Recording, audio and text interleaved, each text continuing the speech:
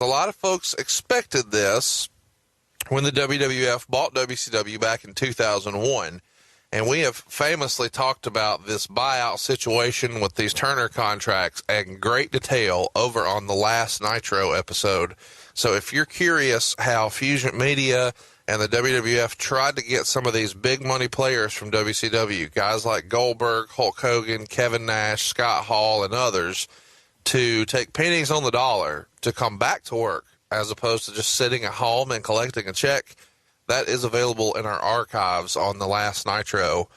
It's reported at the time, Bruce, that Hall and Nash had roughly 2 years left on their Turner contracts at about $1.45 million.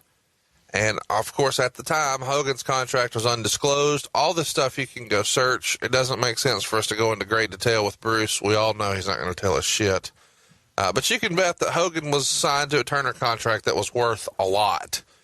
So I'm curious, though, before we get into the actual signing that I'm sure we're going to discuss, when did you guys first start thinking, okay, now is the time to at least start discussing it? Do you recall? Because it feels like that would have been during the invasion, but my research looks like it was more like fall of 2001. It was probably closer to fall 2001. There was not a lot of interest, as we have discussed before, about bringing any of those guys in with the WCW purchase because their contracts were too high. They had too much left on them, and the talent wanted their money from their contracts. So it was easier for them to sit out, collect their paycheck, and not have to go to work.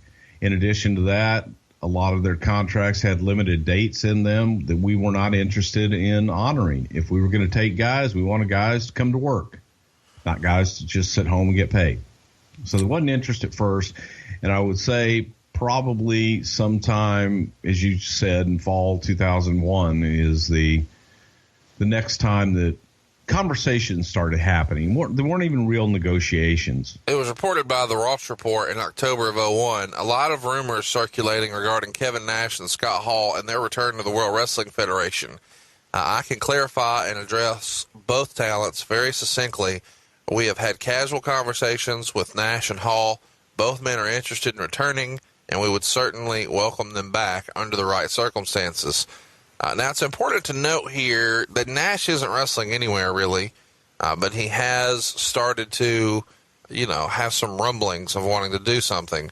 Scott Hall was doing some dates here and there with New Japan, and Hogan would later sign with the XWF in November of that year.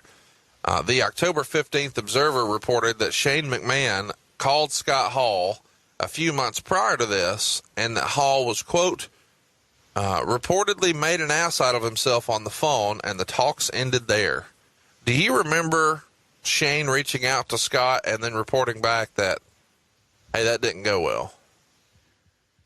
I do remember something a little bit about that, but these were simply just conversations taking place. Hey, what are you doing? Right. When's your deal up? Would you be interested in going to work when your deal's up and coming back and making some money?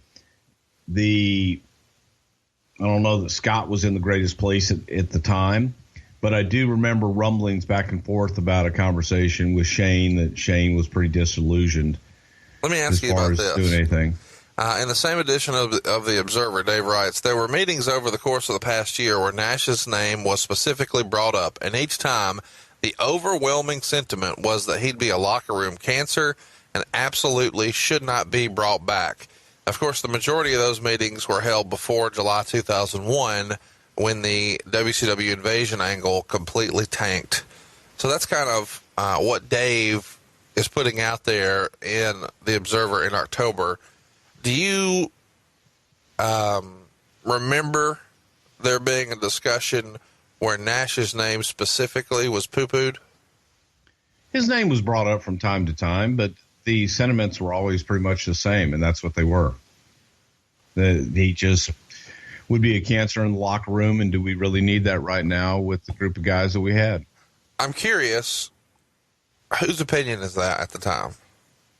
That was unanimous for the most part, from all the agents, the writers, everybody. That's Vince McMahon. Is that Vince's take? Somewhat, yeah. Is it Triple H's take? Probably wasn't Triple H's take, no. Triple H was an advocate for them to come back. Pat Patterson, where was he on this?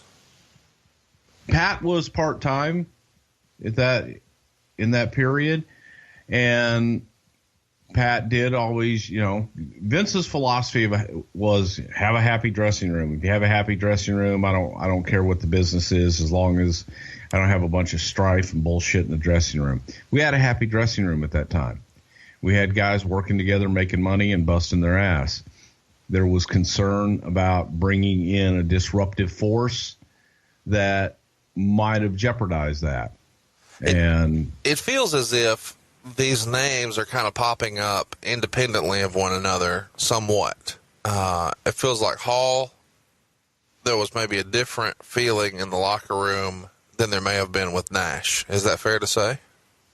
They were lumped into Hall and Nash for the most part. So if there was going to be, anything separating, it would be Hogan from the Hall and Nash pairing, not necessarily as individuals. Yeah, correct. Hogan wasn't in the initial rumblings of talks and discussions with these guys. It was all about Hall and Nash, and Hogan was never even mentioned. On the November 26th edition of The Observer, it's reported that Scott Hall and Kevin Nash, at least as of this point, are no longer negotiating. Dave writes, that doesn't mean they won't start negotiating again in January once Nash's contract is up.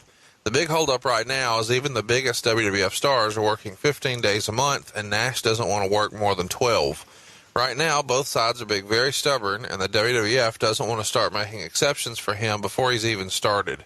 When WCW first went under and the WWF said they had no interest in Nash, we knew that he'd end up getting the last laugh. He sat at home collecting his millions, knowing that by the time his contract expired, the WWF product would be stale and they'd be dying for new stars.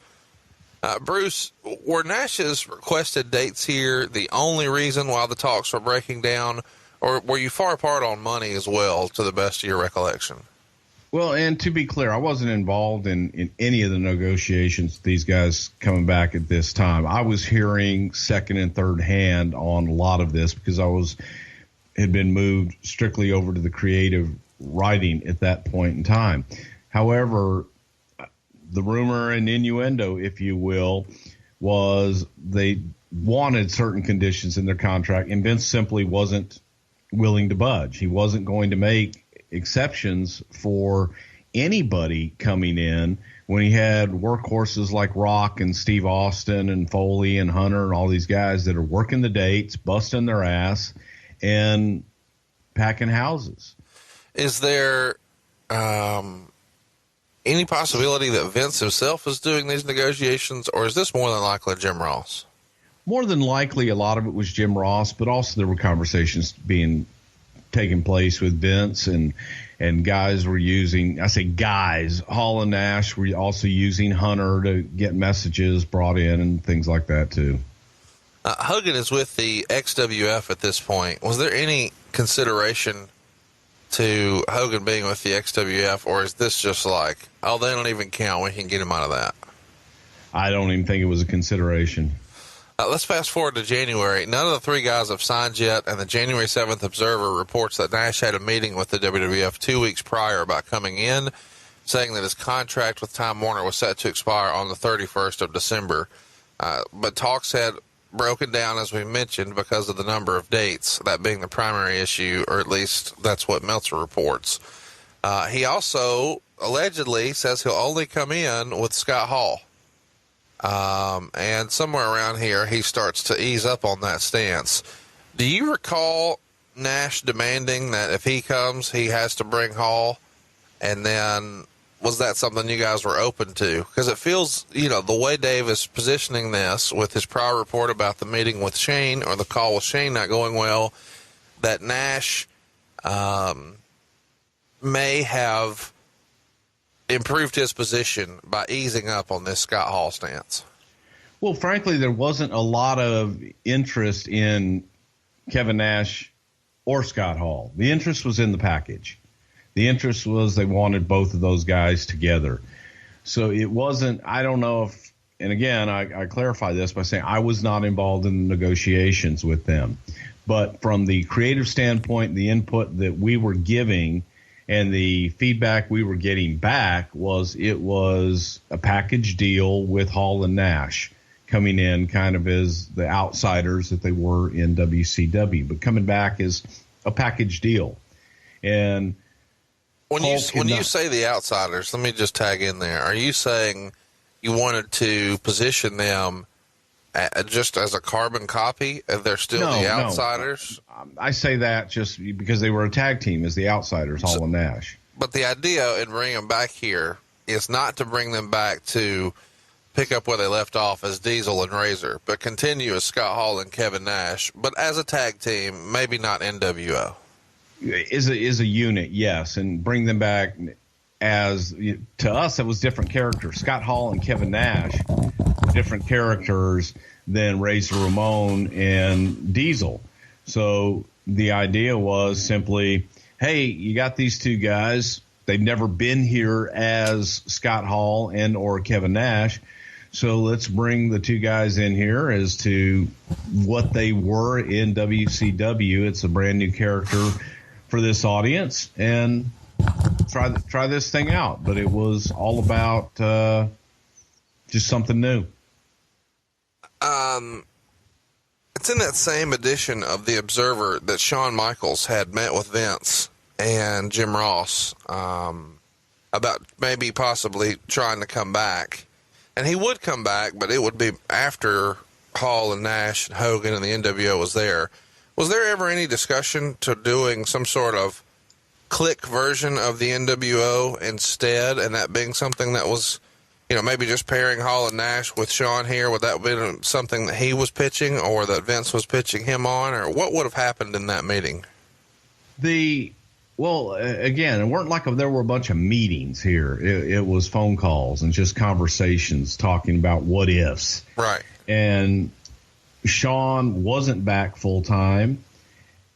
It was arm's length at best during that time. So Shawn really wasn't a part of, oh, God, we could have Shawn be with Scott Hall and Razor.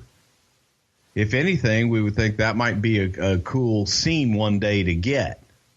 But there wasn't there was no discussion in any way, shape, or form about Shawn Michaels coming back into the fold and being on TV and being a character again.